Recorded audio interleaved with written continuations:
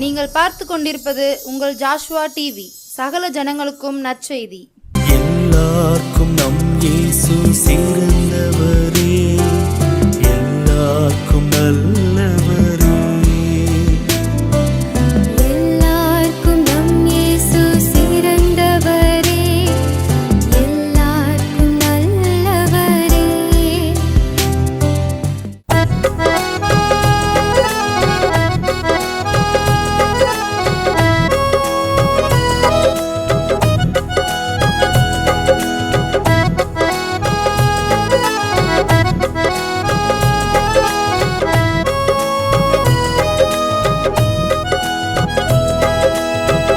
நிச்சயமாகவே முடிவு உண்டு, நம்பிக்கை வீண் போகாது. நிச்சயமாகவே முடிவு உண்டு, நம்பிக்கை வீண் போகாது. உன்னை ஆசீர்வதிக்கவே ஆசீர்வதித்திடுவே, உன்னை பெருக பண்ணவே பெருக பண்ணிடுவே. உன்னை ஆசீர்வதிக்கவே ஆசீர்வதித்திடுவே, உன்னை பெருக பண்ணவே பெருக பண்ணிடுவே.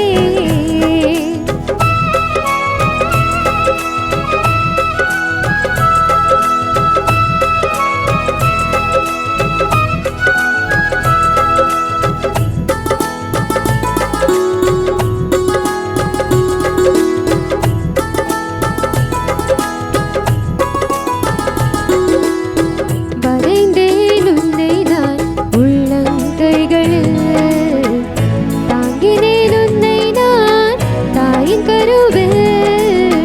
வரைந்தேன் உன்னை நான் உள்ளங்கைகளில், தாங்கினேன் உன்னை நான் தாயின் கருவில்.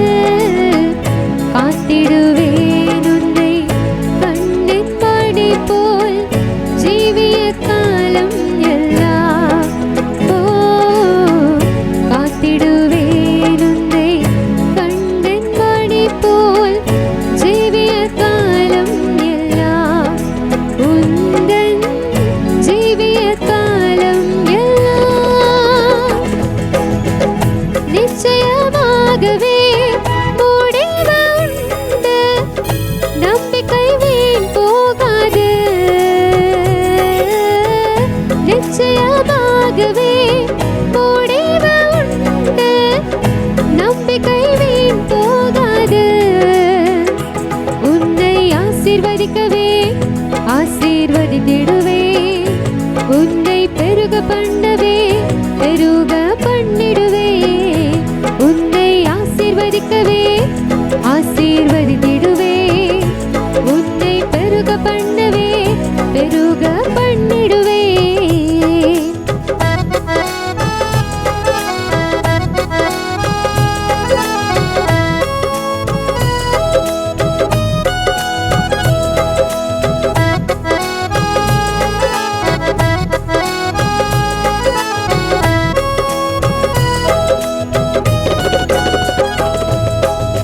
பயப்படாதே இந்த செல்ல பிள்ளையே, இனி என்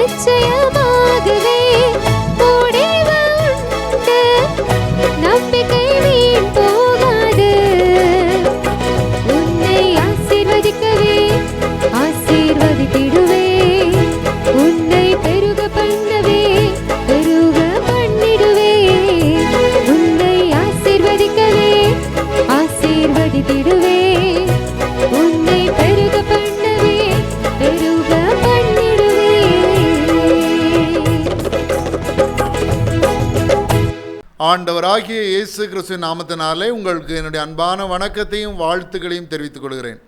இந்த இரவு தியானத்திற்கு ஆதாரமாக எரேமியா 17வது அதிகாரம் 7ஆம் வசனம். எரேமியா 17வது அதிகாரம் 7ஆம் வசனம். கர்த்தர் மேல் நம்பிக்கை வைத்து கர்த்தரை தன் நம்பிக்கையாக கொண்டிருக்கிற மனுஷன் பாக்கியவான். கர்த்தர் மேல் நாம் நம்பிக்கை வைக்க வேண்டும். இந்த நம்பிக்கையை பற்றி சொல்லும் பொழுது நீதிமொழிகள் 23வது அதிகாரம் 18வது வசனம் இவ்விதமாய் சொல்லுகிறது.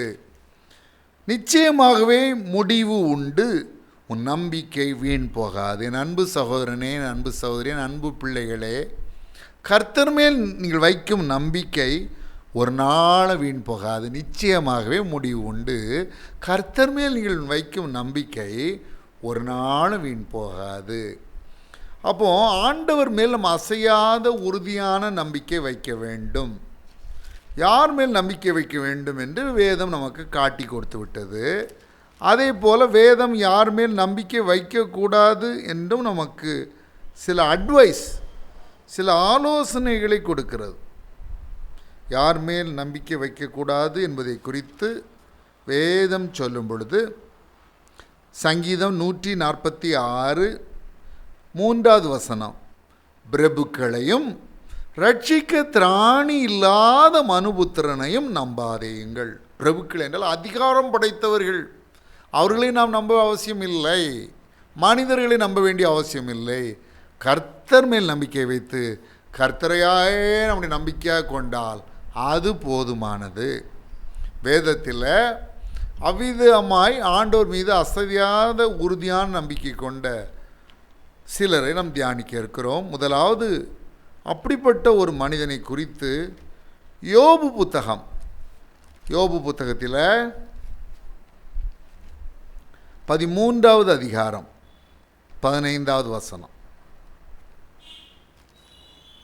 நான் வாசிக்கிறேன், இந்த வசனத்தை கேளுங்கள். யோபு புத்தகம் 13வது அதிகாரம் 15வது வசனம். அவர் என்னை கொண்டு போட்டாலும் அவர் மேல் நம்பிக்கையாயிருப்பேன். யோபு விதமாய் சொல்லுகிறான். ஆண்டவரை அவன் எவ்வளவாய் நேசித்திருக்கான் பாருங்கள். ஆண்டவர் யாரையுமே கொண்டு போடுகிறவர் அல்ல, மரணத்திற்கு நோக்கி செல்கிற மனிதனை உயிர்ப்பிக்கிறவர் தான் ஆண்டவர். அவனுக்கு உயிரை கொடுத்து அவனை காப்பாற்றுகிறவர் தான் ஆண்டவர். ஆனால் அப்படிப்பட்ட ஆண்டவரே என்னை கொண்டு போட்டாலும் நான் இன்னுமே அவர் மேல் நம்பிக்கையாக இருப்பேன் என்று சொல்லுகிறான். ஆண்டவர் மேல் இந்த யோபுவுக்கு எவ்வளவு அசையாத உறுதியான நம்பிக்கை. ஆனால் அவனுடைய வாழ்க்கையிலே மனதளவிலும் வேதனை, உடலளவிலும் வேதனை. சொத்துக்களை இழந்தான், வேலையாட்களை இழந்தான், 10 பிள்ளைகளையும் ஒரே நேரத்திலே சாக கொடுக்கிறான்.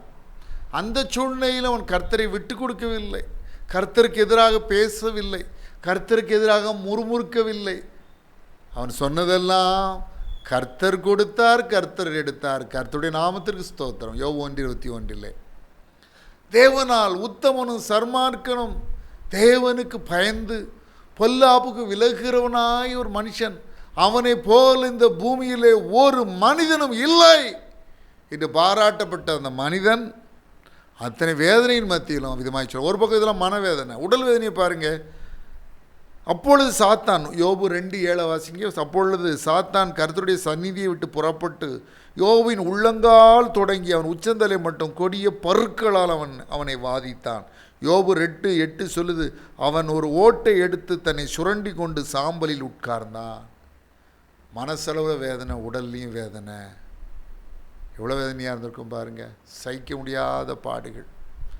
எந்த மனைவியும், எந்த மனிதனுடைய வாழ்க்கையிலும் அவனுக்கு உற்ற துணையாக இருக்க வேண்டியது அவனுடைய மனைவி. குறிப்பாக துன்ப நேரத்தில் ஏற்ற துணையாக வழங்க வேண்டியத மனைவி சொல்லுகிறாள், நீர் என்னுடைய உத்தமத்திலே உறுதியாக இருக்கிறீரோ. யோபு 2:9. தேவனை தூஷித்து ஜீவனை விடும், ஏயா உயிரோடு இருக்க, செத்து தொலையான்றா. எவ்வளோ பயங்கரமான வார்த்தைகள் பாருங்கள். மனைவிட்டு இருந்த அந்த வார்த்தை. நண்பர்கள்ட்ட இருந்து அவனுக்கு ஒரு நிம்மதி இல்லை. அவன் நண்பர்கள் வந்தாங்க, அவன் யோபு 2:11 அவனுக்காக பரிதபிக்கன்னு சொல்லிட்டு வந்தாங்க, அவனுக்காக ஆறுதல் சொல்லுன்னு சொல்லிட்டு வந்தாங்க. ஆனால் அவங்க என்ன செஞ்சாங்க? உண்மையிலே அவனுக்கு ஆறுதல் சொன்னாங்களா? அந்த நண்பருடைய வார்த்தைகள் அவனை ஆறுதல் படுத்துகிறதா? நண்பர்கள் அவனுக்காக பரிதபித்தார்களா? நண்பர்கள் செஞ்ச அவங்க செயலை குறித்து அவன் என்ன சொல்கிறான் பாருங்கள். யோபு 19:2-3 நீங்கள் எந்த மட்டும் என் ஆத்துமாவை வருத்தப்படுத்தி வார்த்தைகளினால் என்னை நொறுக்குவீர்கள். இப்போது 10 தரம் என்னை நிந்தித்தீர்கள். நீங்கள் எனக்கு கடின முகம் காண்பிக்கிறதினால் உங்களுக்கு வெட்கம் இல்லை. நண்பர்கள்ட்ட இருந்தால் ஆறுதல் இல்லை. நண்பர்கள் வார்த்தையினால் அவனை நொறுக்குனாங்க. 10 தடவை அவனை நிந்திச்சாங்க. அவனுக்கு கடின முகம் காண்பிச்சாங்க. அவனுக்கு ஆறுதல் முகத்தெல்லாம் காமிச்சிருக்கணும். இவ்வளோ இழப்பு மத்தியிலே என் நண்பன் போகிறானே, இவனை ஆறுதல் படுத்த வேணும்லாம் சொல்லணும். கடின முகம் காண்பித்தார்கள். இந்த சூழ்நிலையில் யோபு சொல்கிறார், யோபு 19:25 என் மீட்பர் உயிரோடு இருக்கிறார் என்றும் அவர் கடைசி நாளின் பூமியின் மேல் நிற்பார் என்றும் நான் அறிந்திருக்கிறேன். என் மீட்பர் உயிரோடு இருக்கிறார். My redeemer லிவத். இயேசு மரித்தது உண்மைதான், மரித்தவர் பாதாளத்திற்கு இறங்கினது உண்மைதான். ஆனால் 3ஆம் நாளிலே அவர் உயிர்த்தெழுந்தார். இன்றும் அவர் உயிரோடு இருக்கிறார். இதுதான் நம்முடைய நம்பிக்கை. அவர் உயிரோடு இருக்கிறார். நாம் நேசித்தவர்கள் நம்மை விட்டு மறைந்து போகலாம். நம்மை நேசித்தவர்கள் நம்மை விட்டு மறைந்து போகலாம். நாம் நேசித்தவர்கள் நம்மை விட்டு மறைந்து போகலாம். நம்மை நேசித்தவர்களும் நம்மை விட்டு மறைந்து போகலாம். ஆனால் உண்மையாய் என்னை நேசித்து எனக்காய் மரித்து 3ஆம் நாளிலே உயிர்த்தெழுந்த இயேசு கிறிஸ்து என்றென்று உயிருள்ளவராக என்னோடு இருக்கிறார். இந்த விசுவாசம் வேணும். எவ்வளோ அந்த விசுவாசம் இருந்துச்சு. ஆண்டவர் கடைசி வரை யோபை வேதனையின் பள்ளத்தாக்கிலே விட்டுவிடவில்லை. யோபு 42:5 என் காதினால் உம்மை குறித்து கேள்விப்பட்டேன், இப்பொழுதோ என் கண் உம்மை காண்கிறதுன்னு சொல்கிறார். யோபு தன் சிநேகிதற்காக வேண்டுதல் செய்தபோது கர்த்தர் அவன் சிறையிருப்பை மாற்றினார். அவனுக்கு முன்னிருந்த எல்லாவற்றை பார்க்கலும் இரண்டத்தனையாய் கர்த்தர் அவனுக்கு தந்தருளினார் அப்படின்னு வேதம் சொல்லுது. அப்போ யோபு கர்த்தர் மேல் அசையாத நம்பிக்கை வைத்திருந்தான். அவனுடைய அந்த நம்பிக்கை வீண் போகவில்லை. ஆண்டவர் அவனை ஆசீர்வதித்தார். 2 மடங்கு ஆசீர்வாதங்களை அவனுடைய வாழ்க்கையிலே கொடுத்தார். அடுத்தபடியாக தாவீது சங்கீதம் 86:2 சங்கீதம் 86:2 என் ஆத்துமாவை காத்தருளும், நான் பக்தியுள்ளவன். என் தேவனே, உம்மை நம்பி இருக்கிற உமது அடியேனை நீர் ரட்சியும். தாவீது ஆண்டவர் மீது அசையாத நம்பிக்கை வைத்திருந்தான். அசையாத நம்பிக்கை வைத்திருந்தான் ஆண்டவர் மீது. சொல்கிறான்ல, உம்மை நம்பி இருக்கிற உமது அடியேனை நீ ரட்சியும். நான் உம்மை நம்பி இருக்கிறேன் ஐயா, என்னை தயவுசெய்து ரட்சியும் ஐயான்னு கெஞ்சி கேட்குறான். இப்போ தாவீதுடைய வாழ்க்கையில் அவன் இளம் வயதிலேயே ஒரு பரிசுத்தமாய் வாழ்ந்த தேவ பிள்ளை. அவன் தன்னுடைய சாட்சியை குறித்து சொல்கிறான் பாருங்க. நான் அந்த வேத வசனத்தை வாசிக்கிறேன். சங்கீதம் 26:4-5 அவன் எப்படி வாழ்ந்தானா? வீணரோடே நான் உட்காரவில்லை, வஞ்சகரிடத்தில் நான் சேருவதில்லை, பொல்லாதவர்களின் கூட்டத்தை பகைக்கிறேன், துன்மார்க்கரோடே உட்காரேன். அவன் தேவனுக்காக தன்னை பிரதிஷ்டை பண்ணி தன்னை பரிசுத்தமாய் காத்து கொண்ட ஒரு தேவ பிள்ளை. நாட்களே ஒரு சூழ்நிலை அவன் பாவம் செய்தான், மன்னிப்பு கேட்டான், அது வேற கதை. ஆனால் அவன் தேவனுக்காக பிரித்தெடுக்கப்பட்டவன், தேவன் மீது வைராக்கிய அன்பு கொண்டவன். அவனுடைய வாழ்க்கையில் அவன் இளம் வயது வேதனை நிறைந்ததாக இருந்தாலும் ஒரு நாளிலே சமஸ்த இஸ்ரவேல் மீதும் அவன் ராஜாவும்படி தேவன் அவனுக்கு உதவி செய்தார். 3வதாக தேவன் மேல் அசையாத ஒரு உறுதியான நம்பிக்கை கொண்ட ஒரு மனிதனை குறித்து 2 ராஜாக்கள் 18:5 நாம் வாசிக்கலாம். எசேக்கியா அரசனை குறித்து வேதம் சொல்லும் பொழுது 2 ராஜாக்கள் 18:5 அவன் இஸ்ரவேலின் தேவனாகிய கர்த்தரின் மேல் வைத்த நம்பிக்கையிலே அவனுக்கு பின்னும் அவனுக்கு முன்னும் இருந்த யூதாவின் ராஜாக்களில் எல்லாம் அவனைப் போல் ஒருவனும் இருந்ததில்லை என்று சொல்கிறது. எசேக்கியா அரசனும் தேவன் மேல் அசையாத நம்பிக்கை கொண்டிருந்தான். அசீரிய படைகள் அவனை சூழ்ந்து கொண்ட பொழுது அவன் தேவனுடைய ஆலயத்திற்குள் பிரவேசித்து தேவனிடத்திலே ஜெபிக்கிறான். தேவன் ஒரு தூதனை, ஒரு சாதாரண தூதன், அவன் காபிரியேல் நற்செய்தியை சொல்ல அனுப்பப்பட்ட தூதன் அல்ல. அவன் மிகாவேல் தேவனுடைய யுத்தங்களை செய்ய அனுப்பப்பட்ட தூதன் அல்ல. அவன் ஒரு சாதாரண பெயர் இல்லாத 10,000 தூதர்களிலே ஒருவன்.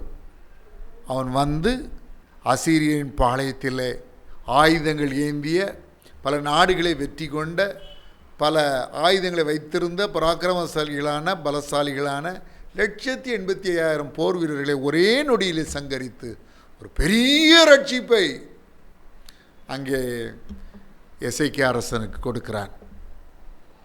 உங்கள் ஒவ்வொருவருக்கும் தேவன் தேவதூதர்களை வைத்திருக்கிறார். ஆண்டவராக இயேசு கிறிஸ்து சொன்னார், மத்தேயு 18ஆம் அதிகாரம் 10ஆம் வசனத்தில், இந்த சிறியரில் ஒருவனையும் அற்பமாக எண்ணாதபடிக்கு எச்சரிக்கையாக இருங்கள், அவர்களுக்குரிய தேவதூதர்கள் பரலோகத்தில் என் பரமபிதாவின் சமூகத்தை எப்போதும் தரிசிக்கிறார்கள் என்று சொல்லி. ஆம், தேவன் நமக்கென்று தூதர்களை கொடுத்திருக்கிறார். சங்கீதம் 91:11-12 வாசித்து பாருங்கள். உன் வழிகளிலெல்லாம் உன்னை காக்கும்படி உனக்காக தம்முடைய தூதர்களுக்கு கட்டளையிடுவார். உன் பாதம் கல்லில் இடராதபடிக்கு அவர் உன்னை தங்கள் கைகளில் ஏந்தி கொண்டு போவார்கள் என்று சங்கீதம் 34:7 சொல்லு. கர்த்தருடைய தூதன் அவருக்கு பயந்தவர்களை சூழ பாளையம் இறங்கி அவளை விடுவிக்கிறார் என்று சொல்லி. கடைசியாக எசேக்கியா அரசனுடைய வாழ்க்கையில் ஒரு வியாதி வந்தது. அவனுடைய தீர்க்கதரிசியானவர் இடத்தில் வந்து, உன்னுடைய வீட்டுக்காரியங்களை ஒழுங்குபடுத்து, இந்த வியாதி நீங்கி பிழைக்க மாட்டாய், மறுத்து விடுவாய் என்று சொன்னார். எசேக்கியா சோர்புறமாய் திரும்பி கொண்டு, கர்த்தாவே உமக்கு முன்பாக மன உத்தமும் உண்மையுமாய் நடந்து ஒரு பார்வைக்கு நலமானதை செய்தேன் என்பதை நினைத்தருளும் என்று செபித்தான். தேவன் மனம் இறங்கினார். அவன் ஆயுளோടെ 15 வருடங்களை கூட்டினார். அவன் நோயை குணமாக்கினார். அவன் ஆயுளோടെ 15 வருடங்களை கூட்டினார். சிங்காசனத்தை வாரிசாக கூட்டப்பட்ட 15 வருடத்தில் 12வது வருடத்தில் மனாசே பிறந்தான். உனக்கும் இந்த நகரத்துக்கும் காவலாக இருப்பேன் என்று சொல்லி வாக்குத்தத்தம் கொடுத்து அவனை உற்சாகப்படுத்தினார். அதே ஆண்டவர், நீங்கள் அவர் மேலே நம்பிக்கை வச்சுருந்தீங்கன்னா, அசையாத உறுதியான நம்பிக்கை வச்சுருந்தீங்கன்னா, என்ன வந்தாலும் நம்புவேன், என் நேச கர்த்தரை யார் கைவிட்டாலும் பின் செல்வேன், என் நேச மீட்பறைன்னு சொல்லி நீங்கள் தைரியமாக இருந்தீங்கன்னா, ஆண்டவர் உங்களுக்கு உதவி செய்வார். உங்களுடைய வாழ்க்கையில் அதிசயங்களை அற்புதங்களையும் செய்வார். உங்களை அற்புத விதமாய் நடத்துவார். நாம் ஜெபிக்கலாம். அப்பா, பயப்படாதே, நிச்சயமாகவே முடிவு உண்டு. உன் நம்பிக்கை வீண் போகாது. நிச்சயமாகவே முடிவு உண்டு. உன் நம்பிக்கை வீண் போகாது. கர்த்தர் மேல் அசையாத உறுதியான நம்பிக்கை வைத்திருக்கின்ற பிள்ளைகளுடைய வாழ்விலே அதிசயங்களையும் அற்புதங்களையும் செய்தரலாம். அவருடைய வியாதிகள், வேதனைகள், பிரச்சனைகள், போராட்டங்கள், கஷ்டங்கள், கண்ணீர்கள், துயரங்கள், துன்பங்கள் எல்லாவற்றிற்கும் ஒரு முடிவை உண்டாக்கும். நீர் அப்படி செய்கிற கிருபைகளுக்காய் நன்றி. சகல துதியையும் கனத்தையும் மகிமையும் வல்லமையும் ஒருவருக்கே செலுத்துகிறோம். இயேசு கிறிஸ்துவின் நாமத்தினாலே வேண்டிக் கொள்கிறோம் பிதாவே, ஆமேன். இதை பார்த்து கொண்டிருக்கிற, இதை கேட்டுக்கொண்டிருக்கிற என் அன்பு சகோதரிகளே, நான் உங்களுக்காக ஜெபிக்க வேண்டுமானால் உங்கள் ஜெப குறிப்புகளை எனக்கு அனுப்பி வையுங்கள். நான் உங்களுக்காக ஆண்டவரிடம் ஊக்கமாக ஜெபிப்பேன். என்னுடைய முந்தைய கடந்த நிகழ்ச்சிகள் மூலமாக அற்புதங்களையோ, ஆசீர்வாதங்களையோ, நன்மைகளையோ, பயன்களையோ பெற்றிருப்பீர்களானால் தயங்காமல் எனக்கு தெரியப்படுத்துங்கள். நாம் ஒன்று சேர்ந்து ஆண்டவரை துதிக்க, அவரை ஸ்தோத்தரிக்க அது ஏதுவாக அமையும். ஆண்டவராகிய இயேசு கிறிஸ்து தாமே உங்களை ஆசீர்வதிப்பாராக. May God bless you.